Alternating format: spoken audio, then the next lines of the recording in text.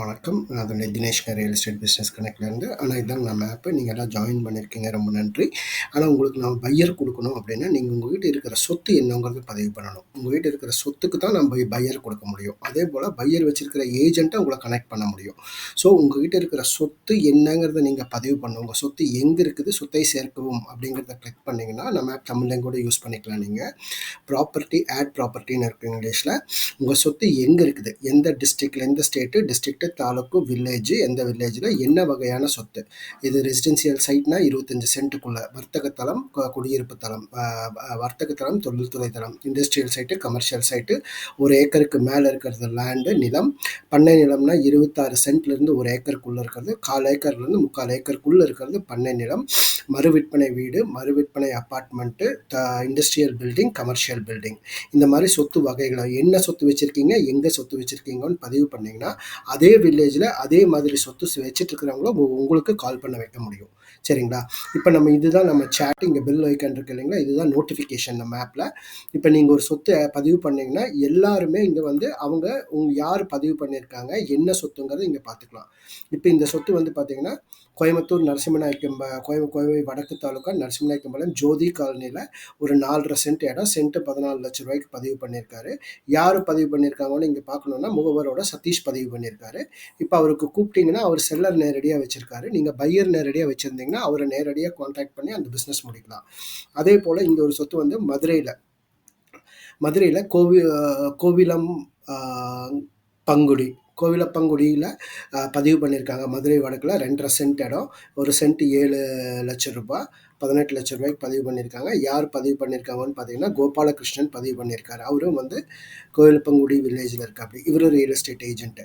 இந்த மாதிரி நீங்கள் வந்து டக்குன்னு உங்களுக்கு தேவையான சொத்து யார் வச்சுருக்காங்கிறது இமீடியட்டாக நீங்கள் செக் பண்ணிக்கலாம். இங்கே பதிவு பண்ணுற சொத்துக்கள்லாம் இங்கே நோட்டிஃபிகேஷன் வரும். இப்போ நீங்கள் சொத்து தேடணும்னா நீங்கள் வந்து சர்ச் ப்ராப்பர்ட்டி போயிட்டு, அதாவது சொத்து தேடல் போயிட்டு, உங்கள் சொத்து உங்களுக்கு எங்கே வேணும், எந்த வில்லேஜில் வேணும், எந்த மாதிரியான சொத்து எங்கே வேணும், தமிழ்நாட்டில் எந்த டிஸ்ட்ரிக்டில் வேணும், டிஸ்ட்ரிக்ட் வைஸ் சர்ச் பண்ணிக்கலாம்.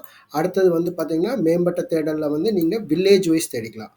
உங்களுக்கு எந்த சொத்து, எந்த மாதிரியான சொத்து வேணும், உங்கள் கஸ்டமருக்கு என்ன வகை, குடியிருப்பு தளம், residential site, commercial site, industrial site எங்கே வேணும், அதாவது என்ன சொத்து வேணும், எங்கே வேணும் அப்படிங்கிறது, எந்த கிராமத்தில் வேணும்னு பதிவு பண்ணிங்கன்னா ஒரே நிமிஷத்தில் உங்களுக்கு வந்து ரிசல்ட் வந்துடும். இப்போ பாருங்கள், நான் குடியிருப்பு தளம் போடுறேன், தமிழ்நாடு,